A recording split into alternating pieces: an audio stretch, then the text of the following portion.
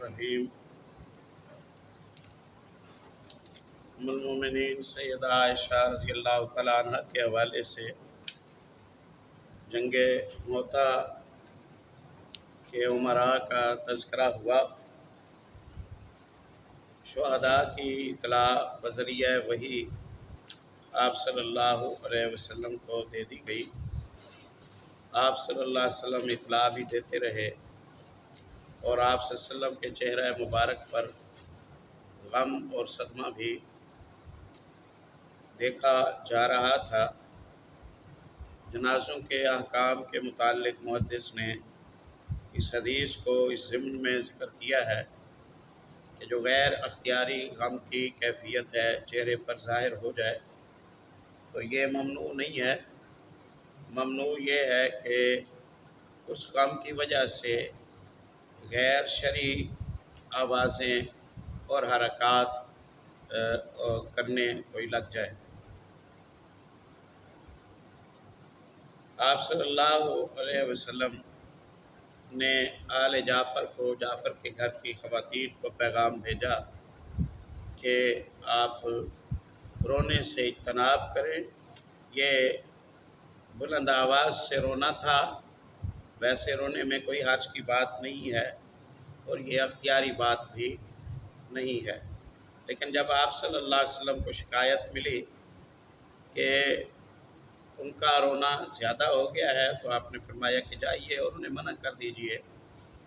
بندے نے منع کیا لیکن فرط غم اور صدمے کی وجہ سے ان خواتین نے بندے کی بات پر توجہ نہ کی دوسری اور تیسری دفعہ۔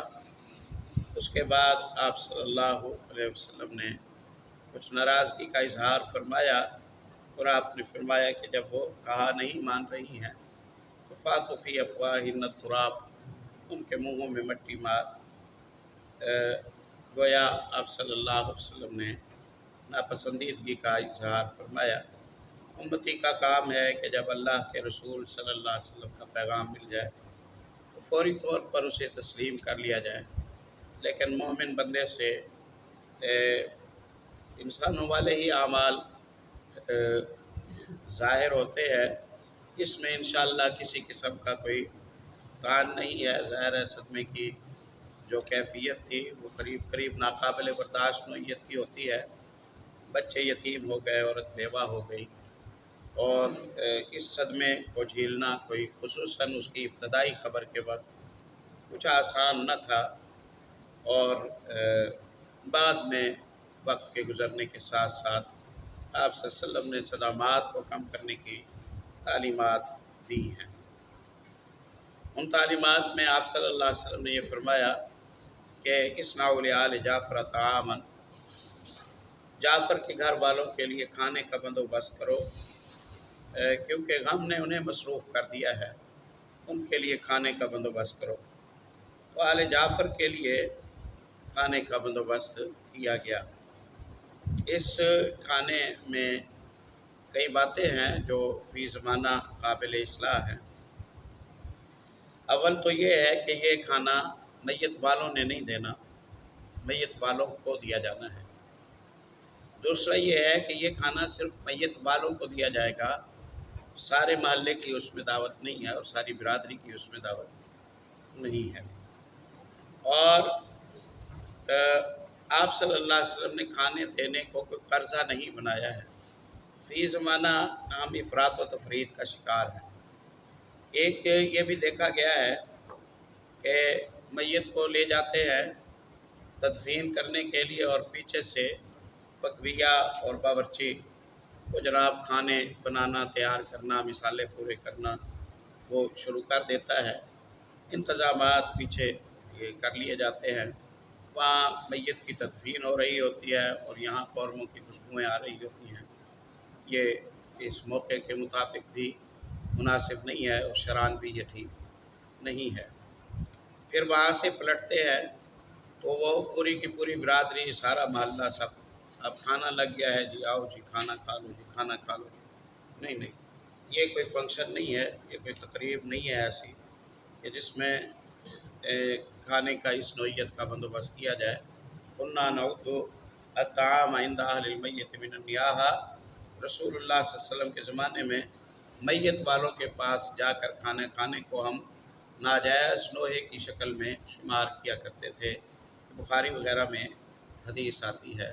अहले मैयत को अब आराम की ज़रूरत है। पता नहीं कितने दिनों से वो मरीज़ के साथ जाग रहे थे, फिर कितने घंटों से मैयत उनके घर में पड़ी हुई है, वो बेकरार थे, खाना पीना नहीं खाया था। अब वो तदफीन के बाद फारिग हुए हैं, तो अब उन्हें खुराक की भी ज़रूरत है और उसे आराम की भी ज़रूरत है ताकि वो नींद पूरी कर लें। इसलिए उम्मुल मोमिनीन का अमल मैंने पीछे ज़िक्र किया होगा, जो जना साहब इकराम ने बताया है कि उम्मुल मोमिनीन रज़ी अल्लाह तआला अन्हा जब मदीने में कोई फौतगी होती तो अपने घर की बच्चियों से, खादिमात से कहती कि हैस बना दो, दलिया है, ये हैस दलिया है, ये तैयार कर दो। वो तैयार करा के वो पतीला, वो हंडिया, जो भी बर्तन होता, उसे वैसे ही रख देती और पता करा लेती कि तदफीन के बाद घर वाले वापस आ गए हैं या नहीं है। जब घर वाले वापस आ जाते और महल्ले वाले चले जाते, बुखारी के अल्फाज, तो वही बर्तन बच्चे को देती, बच्चा जाके उनके घर दे आता। अब सिर्फ फैमिली के अफराद बैठे हैं और वो खाना वहाँ पहुँच जाता और आप सल्लल्लाहु अलैहि वसल्लम ने इसे जो है इसको तलबीने को आप सल्लल्लाहु अलैहि वसल्लम ने इसे दिल की मजबूती का सबब बनाया है, बताया है और गम ख़त्म करने का ये सबब बताया है। शरीयत इस्लामिया इस हवाले से खामोश है कि खाने कितने दिए जाएँ। हमारे यहाँ ये जो रिवाज है कि 3 दिन तक खाना दिया जाएगा, आज तक मेरे इल्म में इसका सबूत नहीं है जो ये बताता हो कि 3 दिन यानी सुबह का खाना अलग, दोपहर का अलग, रात को अलग, 9 खाने दिए जाएँ अहले मैयत को। नहीं, ऐसा हुक्म नहीं आया है। पहले जैसे इतला मिली, घर में परेशानी पैदा हुई, आपने फरमाया उनके लिए खाने का बंदोबस्त करो। अब हम में मसरूफ़ हो गए हैं, भूख का उन्हें अंदाज़ा नहीं होगा, इसलिए जैसे ही भूख का अंदाज़ा हो उस वक्त कहाँ पकाएंगे, उनके लिए खाने का बंदोबस्त कर दो। बस इतना ही तज़किरा आया है। गोया गम की जो शिद्दत है उस कैफियत में 1 खाना, 2 खाने, बहुत ज़्यादा 3 खाने दे दिए जाए, बस इससे ज़्यादा की इंशाअल्लाह कोई ज़रूरत नहीं है। फिर देने वाले का ये कोई कर्ज़ा भी नहीं है, देने वाले का ये कोई कर्ज़ा भी नहीं है कि उनके यहाँ फौतगी हुई थी और मैंने देख भेज दी थी। अब मेरे यहाँ कोई सदमा हो तो वो कहे कि भाई खाना हम खिलाएँगे और हम कहते हैं कि भाई खाना तो फलाँ ने भेज दिया है इसलिए आप ना खिलाएँ। वो कहते हैं चलो ये आप 10,000 हमारी तरफ से रख लें, ये खाने का हमारी तरफ से हो गया। नहीं भाई, ये क्या बात है, कोई कर्ज़ा नहीं है ये कोई कर्ज़ा नहीं है, आपने खर्च किया अल्लाह की रज़ा के लिए, अल्लाह कबूल करे। अब मौका बने कभी बंदा मुतबादिल कर देता है और कभी नहीं करता है, कोई ऐसी बात नहीं है। 2-3 खाने में इंशाअल्लाह किफ़ायत होती है और ये खाना इसी नौइयत का हो। गोया घर में बर्तन, पतीला, कोई चीज़ वो रख दी गई है, जिसे भूख है वो वहाँ से डाले, वहीं बैठे खाए तो आ जाए। कोई बाकायदा इसका कोई एहतमाम करने की ज़रूरत नहीं है और महल्लेदारों को और बिरादरी के लोगों को ऐसे मौके पर इज्तनाब करना चाहिए, दूर रहना चाहिए और खानों में शरीक होने से बचना चाहिए। उससे ये होता है कि जो दूर दराज के आए हुए बिरादरी के लोग हैं, मेहमान हैं, वो भी मुतासर होते हैं, अहले मैयत भी मुतासर होते हैं। एक गैर शरई रिवाज की शक्ल भी फैलती है, इससे इज्तनाब किया जाए। बहरहाल हमने बहुत फौतगियों के मौके पर ऐसा देखा है कि फौतगी हुई मोहल्ले में और सबको सुन-गुन तो लग ही जाती है ना कि भाई 2 देंगे, फलाँ दे रहा है, 3 दे रहा है, तो वो सारे मोहल्ले ने खाना घर में ना बनाया कि आज तो वहाँ देखें बन रही हैं तो हमें खाना बनाने की क्या ज़रूरत। तो बाजमात माशाअल्लाह फैमिलियों की फैमिलियाँ आ गई और जो लाहौर से आए हुए थे वो भूखे रह गए, जो इस्लामाबाद से। ये गैर शरई बात है, इससे इज्तनाब करना चाहिए। एक तरफ ये सूरत हाल है, दूसरी तरफ ये सूरत हाल है कि अब क्योंकि महंगाई का रुझान हो गया है तो अहले मैयत के यहाँ बाज़ दफ़ा ऐसी सूरत हाल बनती है कि कोई भी उन्हें खाना नहीं देता है وفات کی خبر ملی مغرب کے وقت، اب جناب ادھر کھانا کا ٹائم تھا، ادھر وفات کی صورت بن گئی، رات کا کھانا نہیں کھایا، صبح 8 بجے نماز جنازہ ہے، اس وقت ناشتہ رہ گیا، پھر دوپہر تک وہ جو زندہ ہیں وہ بھی بے ہوشی کے قریب ہو گئے۔ اب ہر بندہ یہی سوچتا ہے یہ ہمارے تکلفات کی وجہ سے ہم صدقات سے رہ گئے ہیں، اللہ کے راستے میں خرچ کرنے سے رہ گئے ہیں۔ اگر تو ہونا اہل میت 10 15 20 50 بندے اتنے ہی ہو جاتے ہیں، وہ باہر سے آئے ہوئے جو قریب ترین رہنے والے، ان کے لیے کھانا تو کوئی غریب سے غریب گھرانہ بھی کر سکتا ہے۔ اب جو کھانا کرنے والا ہوتا ہے یا اہل میت کے لیے کھانا بنانے والا ہوتا ہے، وہ پہلے یہ سوچتا ہے کہ بھئی میں ایک دیگ بناؤں تو پوری تو ہوگی نہیں، اور 3 دیگیں بناؤں تو میرا تو 50,000 کھل جائے گا، اب میں کہاں سے لاؤں گا یہ، اس لیے چھوڑو، وہ کر لے گا وہ کر لے گا وہ کر لے گا۔ تو یہ ہماری بدقسمتی ہے اور تربیت کا خلل ہونے کی وجہ سے ایسا ہے۔ روزی اللہ دینے والا ہے، ہر گھرانے میں دن میں 2 3 ٹائم کا کھانا اللہ میسر کرتا ہے۔ ایسے موقعوں پر ہم سخاوت کا مظاہرہ کریں، ہم قربانی دینے کا مظاہرہ کریں، ہم ایثار کا مظاہرہ کریں، نہ کہ ہم اضافی بوجھ کا سبب بنیں۔ وفات ہو جائے تو نیچے بیٹھنا، چارپائیوں پر بیٹھنا، صوفے پر بیٹھنا شریعت اسلامی میں کوئی منع نہیں ہے، جیسے سہولت ہو آسانی ہو تو ویسے ہی بیٹھا جا سکتا ہے۔ ہمارے یہاں جو دریا وغیرہ بچھانے کا رواج ہے، واللہ عالم مجھے یہ لگتا ہے کہ اس کی وجہ یہ بنی ہے کہ کیونکہ اس میں تھوڑی جگہ پر زیادہ بندے کفایت کر جاتے ہیں، چارپائیاں وغیرہ یا صوفے یا دیگر چیزیں ہیں ان پر زیادہ لوگوں کا بیٹھنا نہیں ہوتا، جگہ وہ حجم زیادہ لیتے ہیں، تو اس کا حل یہ کر لیا گیا کہ چٹائی بچھا لی گئی، ورنہ نہ حکم کوئی چٹائی کا ہے نہ کوئی چارپائی کا حکم ہے، یعنی میت کی موجودگی میں بھی گھر کھانا بنایا جا سکتا ہے، چولہا جلایا جا سکتا ہے، کوئی منع نہیں ہے انشاءاللہ۔ نبی صلی اللہ علیہ وسلم نے یہ نہیں کہا کہ آل جعفر کے لیے کھانا بناؤ، کیونکہ ان کے لیے تو اب جائز نہیں رہا کہ وہ کھانا بنائیں، یہ تو نہیں کہا آپ صلی اللہ علیہ وسلم، ان کے لیے جائز تھا کھانا بنائیں، آپ نے فرمایا کہ وہ غم کی وجہ سے مصروف ہیں اس لیے تم بنا لو، ورنہ وہ اگر کھانا بنائیں تو شریعت اسلامیہ کو اس پر کوئی اعتراض نہیں ہے۔ یہ جو محاورات ہیں، خوشی کے غم کے جو محاورات ہیں، لگاؤ کے، اپنائیت کے اظہار کے، رحمت کے جذبات ظاہر کرنے کے، ان محاورات کا ترجمہ نہیں کیا جاتا ہے، ان محاورات کا ترجمہ نہیں کیا جاتا ہے کہ لوگ بھی مانے بندہ کرنے بیٹھ جائے اور پھر ان سے فقہی استدلال شروع کر دیں، ان سے فقہی استدلال شروع کر دیں۔ میں آج ایک پروگرام سن رہا تھا، ایک صاحب نے اینکر نے پوچھا کسی صاحب علم سے کہ جی الحسین منی وانا من الحسین، حسین مجھ سے ہے میں حسین سے، رضی اللہ عنہ کے بارے میں حدیث ہے جو، اس کا کیا معنی ہے؟ وہ مجھ سے ہے میں اس سے ہوں، مجھ سے ہے یہ تو سمجھ آتی ہے کہ آپ صلی اللہ علیہ وسلم حسین رضی اللہ عنہ کے جد اعلیٰ ہیں، نانا ہیں، اور اس لیے حسین نواسہ نانا سے ہے رضی اللہ تعالیٰ عنہ، لیکن حسین سے محمد صلی اللہ علیہ وسلم ہے، اس کا کیا معنی؟ اس کا کیا معنی؟ وہ لوگ بھی منع کر رہے تھے کہ جیسے کہ ایک چیز کا دوسری چیز کے ساتھ کوئی جز ہونے کا کوئی تعلق ہے، وہ صاحب انہوں نے پھر اس کے معنی میں بھی انتہا کر دی، انہوں نے کہا بھئی یہ جو من ہے نا یہ زائدہ ہے، اور اس کا معنی یہ ہے کہ میں حسین ہوں اور حسین میں ہوں وغیرہ وغیرہ، غلو کا راستہ نکال دیا۔ اللہ تعالیٰ ہدایت نصیب فرمائے ہم سب کو۔ پہلے جو مریض ہے غلو کا، آپ اسے اور غلو کے راستے دے رہے ہیں، اس سے تو عقیدہ توحید کے حوالے سے پتہ نہیں کتنی ساری پریشانیاں پیدا ہو جائیں گی۔ آپ کہیے کہ یہ محبت کا جملہ ہے، اپنائیت کا جملہ ہے، اظہار لگاؤ ہے، اور بس وہ مجھ سے ہیں میں اس سے ہوں، یہ اپنائیت ہے، وہ ہمارے ہیں ہم ان کے ہیں، بس یہ ہے۔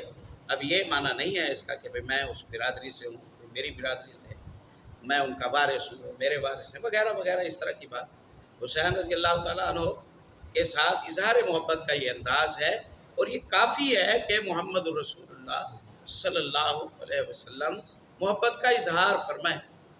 کیا رسول کی محبت صلی اللہ علیہ وسلم اور رسول اللہ صلی اللہ علیہ وسلم کا اظہار محبت چھوٹی چیز ہے کہ اس میں ہم غلو کا تڑکا الگ لگا کے ہم کوئی اور راستہ ایسا کھولیں کہ جو راستہ شرعی نظریاتی طور پر ٹھیک نہ ہو. آپ کہیے یہ اظہار محبت ہے پیارے نبی صلی اللہ علیہ وسلم. دنیا تڑپتی ہے محمد رسول اللہ سے محبت کرنے کے لیے، اور آپ صلی اللہ علیہ وسلم اپنے پیارے نواسے سیدنا حسین رضی اللہ تعالیٰ عنہ کے ساتھ اظہار محبت فرما رہے ہیں. محبوب رسول ہیں صلی اللہ علیہ وسلم، نواس ہے رسول ہیں صلی اللہ علیہ وسلم، اس کفایت ہے.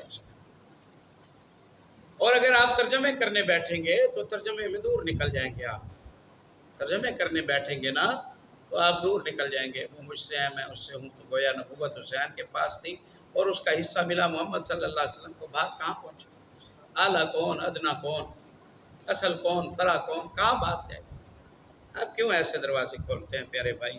اللہ سے آپ چاہتے ہیں نا محبت کریں. اس سے بھلا کون معقول انسان ہے، کون مسلمان جو اس سے کوئی تردد رکھتا ہو؟ 100 دفعہ محبت کریں، ضرور اظہار محبت کریں، یہ ایمان کا حصہ ہے. اس سے بھلا کسے انکار ہے؟ لیکن محتاط وہ رسول اللہ صلی اللہ علیہ وسلم کے پاس بندے آئے، انہوں نے نبی صلی اللہ علیہ وسلم کی تعریفیں کی. آپ نے فرمایا قولوا بقولکم ولا یستجرنکم الشیطان، تم نے جتنی باتیں کی ہیں یہ ٹھیک ہیں، لیکن یہاں سے شیطان تمہیں آگے نہ پھسلا جائے. لا تطرونی کما اطرت النصارى ابن مریم، میری شان بیان کرتے ہوئے غلو نہ کیا کرو جیسے عیسائیوں نے ابن مریم کی شان بیان کرتے ہوئے غلو کیا.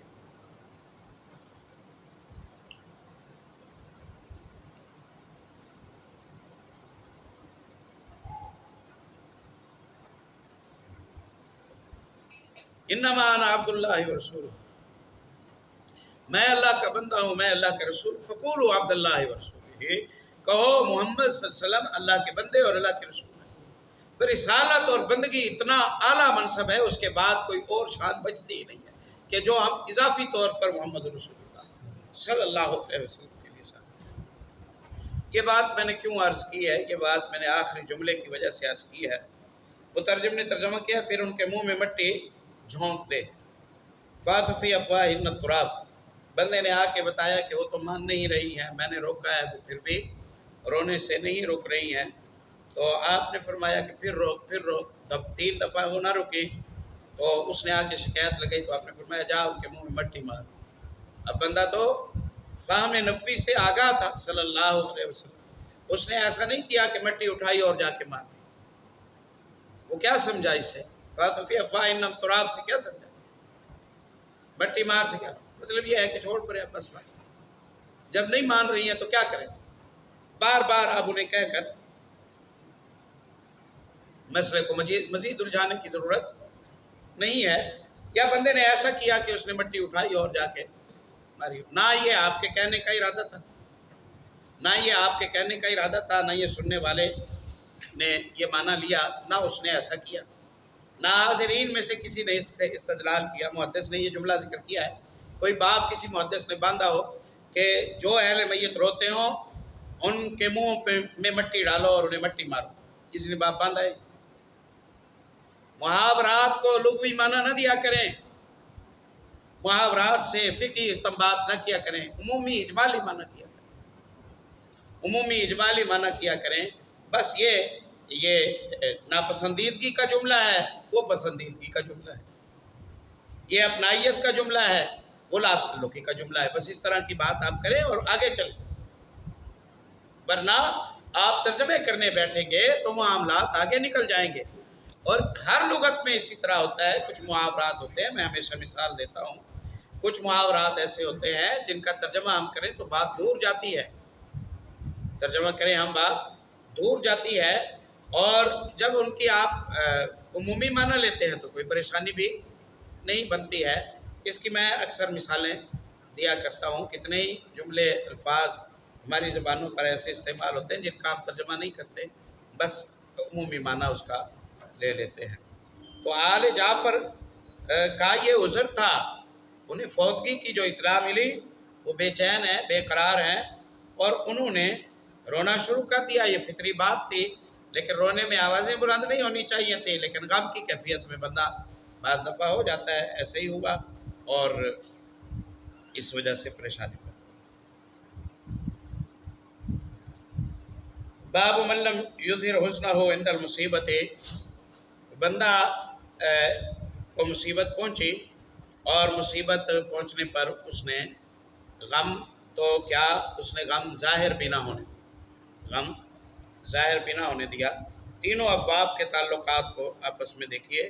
پہلا باب ہے مصیبت کے وقت رونے دھونے سے ممانعت ہے۔ پھر باب ہے کہ اگر چہرے پر نظر آ جائے غم تو کوئی حرج کی بات نہیں ہے۔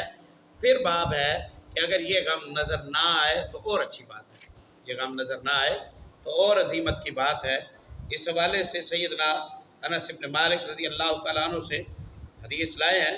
انس بن مالک رضی اللہ تعالیٰ عنہ وہ خوش بخت رسول اللہ صلی اللہ علیہ وسلم کے ساتھیوں میں سے ساتھی ہیں جنہوں نے پوری مدنی زندگی میں سفر حضرت میں محمد الرسول اللہ صلی اللہ علیہ وسلم کی خدمت کی اور آپ صلی اللہ علیہ وسلم کے ساتھ سائے کی طرح رہے۔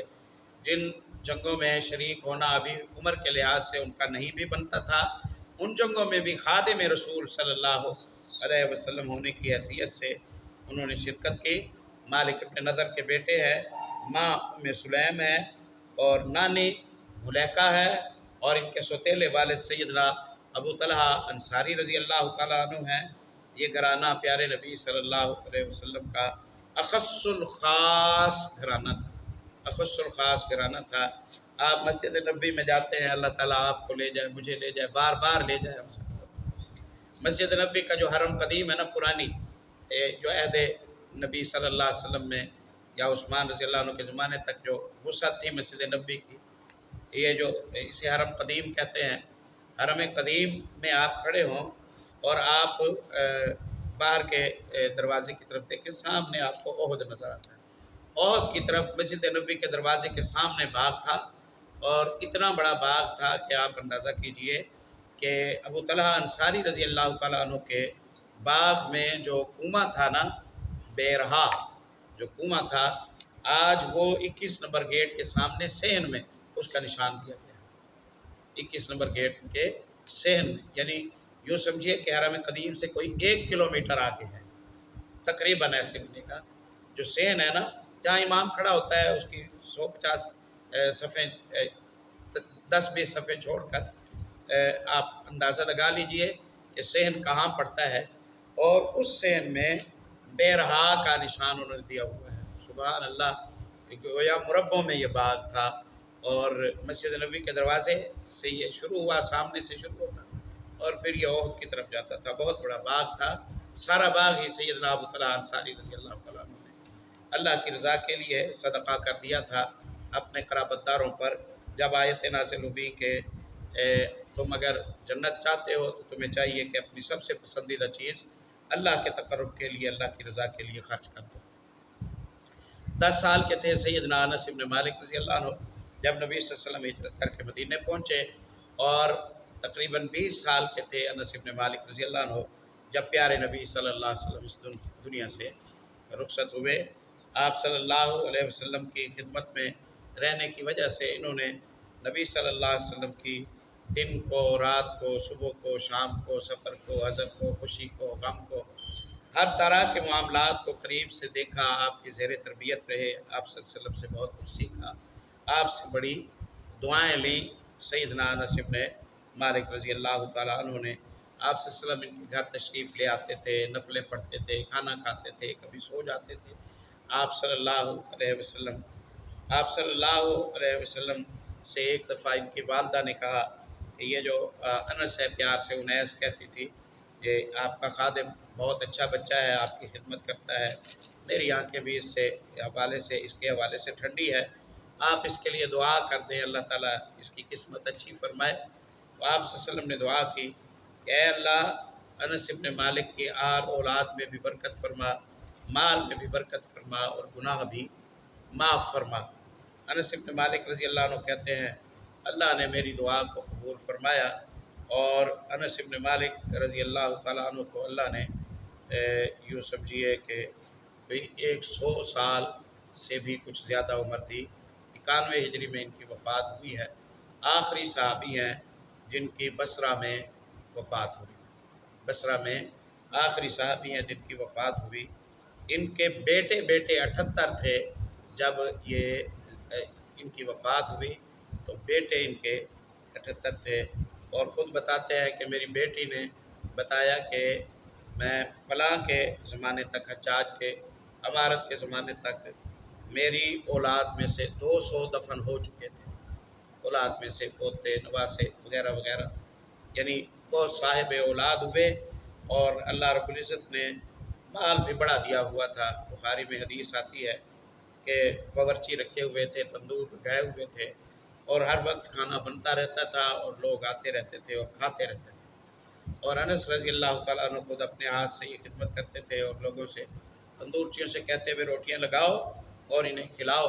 میں نے رسول اللہ صلی اللہ علیہ وسلم کو ایک دفعہ بھی نہیں دیکھا کہ آپ صلی اللہ علیہ وسلم نے میدے کی یا سفید آٹے کی یا چھنے ہوئے آٹے کی چپاتی اور روٹی کھائی ہو۔ آپ اس دنیا سے چلے گئے، اور آپ صلی اللہ علیہ وسلم نے کبھی بھنی ہوئی بکری، ثابت بکری بھی نہیں دیکھی تھی، اور آپ صلی اللہ علیہ وسلم اس دنیا سے چلے گئے۔ مال میں اللہ نے اس طرح برکت دی کہ ان کا بصرہ میں ایک باغ تھا جس میں بہت قیمتی نوعیت کے پھول تھے اور پھل وغیرہ تھے، اور سال میں 2 دفعہ یہ باغ پھل اٹھایا کرتا تھا، سال میں 2 دفعہ یہ پھل اٹھایا کرتا تھا۔ سونا چاندی ان کے پاس نہیں تھا، لیکن گھر بہت بڑا تھا، محل تھا، کوئی 50-40 بندے جو گھر کے ملازمین تھے، باغ وغیرہ کے ملازمین تھے، انہیں بعض دفعہ جمع کر کے وہیں جمعہ پڑھا دیا کرتے تھے۔ اتنے ان کو اللہ رب العزت نے مال و دولت دیا ہوا تھا، اور رسول اللہ صلی اللہ علیہ وسلم کا جو قرب ہے بالخصوص خیبر میں اس قدر قریب تھے، کہتے ہیں کہ رسول اللہ صلی اللہ علیہ وسلم کا گھوڑا اور میرے ابا جی ابو طلحہ کا گھوڑا یہ بالکل قریب قریب تھے، حتیٰ کہ نبی صلی اللہ علیہ وسلم کی ران کے ساتھ میری ران لگ جاتی، پاؤں کے ساتھ پاؤں لگ جاتا، پاؤں کے ساتھ، یہ اس قدر قریب ہیں۔ یہ عین وہ موقع ہے کہ جب رسول اللہ صلی اللہ علیہ وسلم خیبر پر حملہ آور ہو رہے ہیں، اور خیبر پر حملہ آور ہوتے ہوئے بالکل پاس ابو طلحہ انصاری کا گھوڑا ہے، اور پیچھے انس بن مالک رضی اللہ تعالیٰ عنہ بیٹھے ہوئے ہیں۔ سبحان اللہ۔ جنگ خندق میں بھی یہ رسول اللہ صلی اللہ علیہ وسلم کے شریک رہے، آپ صلی اللہ علیہ وسلم کے ساتھ خدمات میں رہے۔ خندق میں جو معجزات ظاہر ہوئے پیارے نبی صلی اللہ علیہ وسلم کے ہاتھ پر تھوڑا کھانا زیادہ ہو جاتا تھا، ان معجزات کے راوی بھی سیدنا انس بن مالک رضی اللہ تعالیٰ عنہ ہیں۔ ان کی غلامی میں محمد ابن سیرین کا سارا گھرانہ تھا، اور سارا گھرانہ ہی مرد عورتیں ہی سارے علماء بنے انس بن مالک رضی اللہ تعالیٰ عنہ کے شاگرد اور غلامی میں آنے کی برکت سے۔ پہلے بھی بہت دفعہ تذکرہ ہوتا رہتا ہے، تو یہی انشاءاللہ ہم اس بات کو مکمل کر لیتے ہیں، شاید 2-4 منٹ ہیں مزید۔ انس بن مالک رضی اللہ عنہ کہتے ہیں مات ابن لی ابی طلحہ تھا و ابو طلحہ تھا خارج، میرے سوتیل والد ابو طلحہ کے بیٹے ابو عمیر کی موت ہو گئی، اور ابو طلحہ گھر میں موجود نہیں تھے۔ یہ ابو عمیر یہ ایک چھوٹا سا بچہ تھا، انس بن مالک کا ماں کی طرف سے بھائی ہے، والد کی طرف سے بھائی نہیں ہے، ماں کی طرف سے بھائی ہے، اور یہ بچہ اس نے ایک چڑیا پالی ہوئی تھی، اس کے ساتھ یہ کھیلتا رہتا تھا۔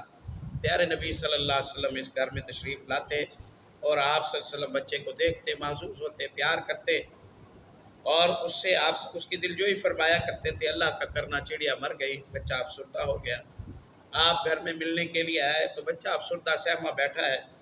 آپ صلی اللہ علیہ وسلم نے اسے اپنے قریب کیا، پیار کیا آپ صلی اللہ علیہ وسلم نے، اور آپ نے فرمایا ابا عمیر ما فعل النغیر، اے ابو عمیر تیری چڑیا نے تیرے ساتھ کیا کیا، چھوڑ کے چلی گئی نا تجھے؟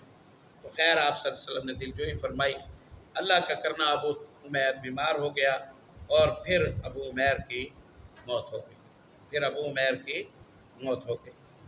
فلما رات امراتہ انہ قد مات، جب ابو طلحہ کی بیوی نے، انس کی ماں نے، ام سلیم رضی اللہ تعالیٰ عنہ نے دیکھا کہ بیٹے کی وفات ہو گئی ہے، تو یہ عظیمت والی اللہ کی بندی، اور انہوں نے قد مات حیات شیئن وتحتہ ونحتہ فی جانب البیت، میت کو تیار کیا، جیسے کہ اس کو کیا، چادر شادر ڈال دی، اور گھر کے ایک کونے میں سلیم رضی اللہ تعالیٰ عنہ نے اپنے بیٹے کو رکھا۔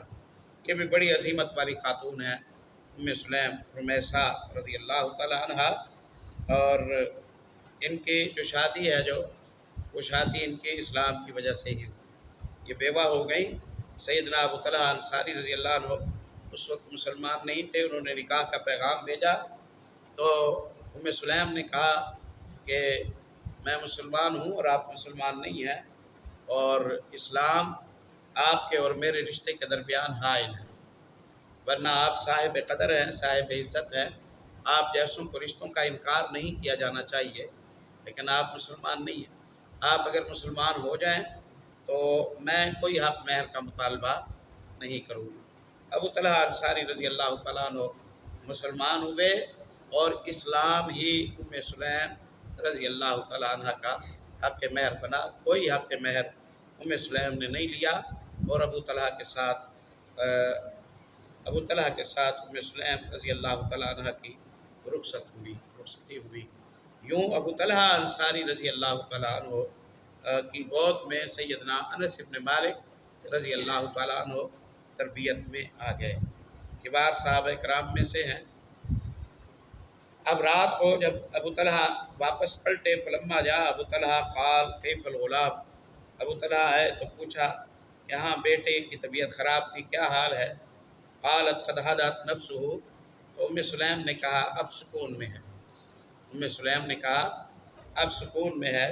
وارجو ان یکون قد استراحا، مجھے لگتا ہے کہ وہ جو بیماری کی تکلیف تھی نا، اب اس سے راحت میں آ گیا ہے، بیماری کی تکلیف سے اب سکون میں آ گیا ہے۔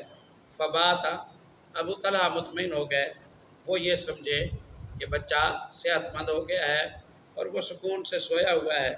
خیر انہوں نے رات گزاری۔ فلما اصبح اغتسل، صبح ہوئی، ابو طلحہ انصاری رضی اللہ تعالیٰ عنہ نے غسل فرمایا۔ فلما اراد ان یخرج، نماز فجر کے لیے جانے لگے تو علمته انہ قد مات، تو سلیم رضی اللہ تعالیٰ عنہ نے بتایا کہ بیٹے کی تو وفات ہو گئی تھی، بیٹی کی تو وفات ہو گئی تھی، لیکن آپ کو نہیں بتایا کہ آپ سارے دن کے تھکے ہارے بھوکے پیاسے، اب آپ آئیں اور آپ کو پہلے یہ خبر دے دی جائے تو یہ دانائی اور شائستگی کے خلاف ہے۔ زوجات کی شعور مندی کا تعلق یہ ہے کہ وہ خامدوں کی پریشانیوں میں اضافہ نہیں کرتی، بلکہ پریشانیوں کو کم کرنے کا سبب اور ذریعہ بنتی ہیں۔ بچہ تو فوت ہو گیا، جیسے ہم نے پیچھے خطبہ جمعہ میں بھی ذکر کیا ہے، وہ اگر سر پر پٹی باندھ لیتی، رونا دھونا شروع کر دیتی، غم کی کیفیت ہوتی، وہ کرتی، تو بچے نے پھر بھی واپس تو نہیں آنا تھا۔ لیکن یہ جو مسافر صبح سے نکلا ہوا ہے یا پتہ نہیں کب سے نکلا ہوا ہے، اس کے آرام میں خلل آ جاتا ہے، اس کے کھانے پینے میں خلل آ جاتا ہے، تو صدمے کو کم کرو، اسے الجھاؤ نا، یہ تعریف کی بات ہے۔ تو اب خبر تھی، جب انہوں نے شاباشی کر لی تو فصلی مع النبی صلی اللہ علیہ وسلم ثم اخبرہ بما کان منہا، سارا واقعہ بتایا آپ صلی اللہ علیہ وسلم کو۔ فقال رسول اللہ صلی اللہ علیہ وسلم لعل اللہ یبارک لکما فی لیلتکما، شاید اللہ یہ احسان فرمائے کہ تمہاری رات میں برکت فرما دے۔